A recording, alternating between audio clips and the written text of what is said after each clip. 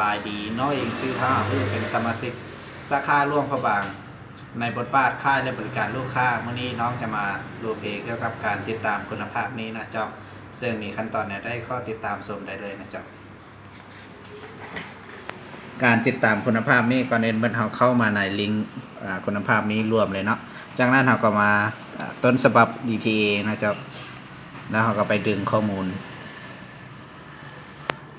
ทุกครั้งที่เราจะโทรเราต้องมาดึงข้อมูลก่อนเนาะจะเพื่อให้บางทีมีลูกค้าบางคนเพิ่นห้ากับมาจ่ายออกไป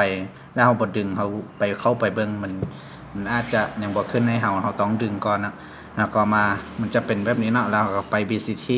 ดึงข้อมูลเต็กดึงข้อมูลแล้วมันจะดึงหลังจากที่มันดึงแล้วเราก็ไปที่ซีดสมมติเราจะดึงโทรเดือนข้องเดือน12เดือนหนึ่งเราก็ไปเดือนหนึ่งแล้วก็เลือกเอาสาขาของเราเนาะตอนนี้จะมีหลายๆสาขาแล้วเราเป็นสาขาร่วมพระบางเราเลือกสาขาร่วมพระบาง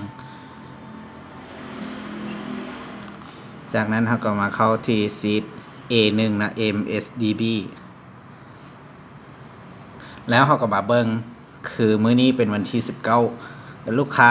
รายได้ที่ยังบ่ฮอตดิวบ่หรือว่าพอดีดิวเนาะคือตัวนี้เป็นวันที่19เนาะเราก็โทรเราก็เข้าไปเอารหัสสัญญาเลขที่สัญญาของมันของเราไปแล้วก็ไปเข้าที่ MS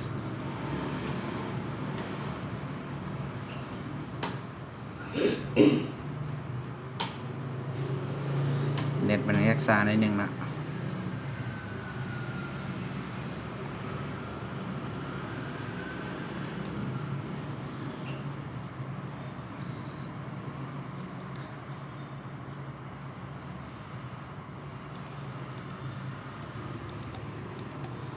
ก็เข้าไปคือกับเฮา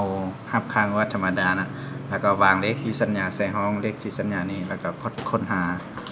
ตกลงเลยนะจากนั้นมันจะขึ้นมาอาการมันจะขึ้นมาแบบนี้เนาะถ้าเป็นลูกค้าที่กายมือเดียวสำหรับ7 มือของเฮามันจะขึ้นเป็นสีแดงหลังจากนั้นก็มาโทรตามเบอร์นี้เลยโทรตามเบอร์นี้หลังจากที่เราโทรเวลาที่เราโทรแล้วถ้าลูกค้าเป็นนัดจ่ายนะถ้าลูกค้าเป็นนัดจ่าย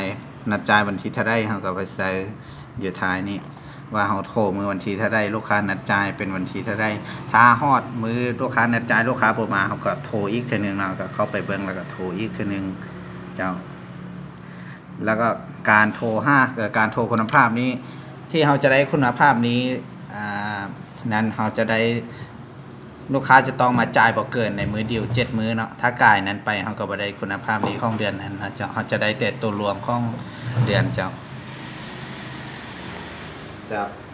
ผ่านการโลเพมาฮอดนี้ก็สิ้นสุดลงเพียงเท่านี้นะขอบใจ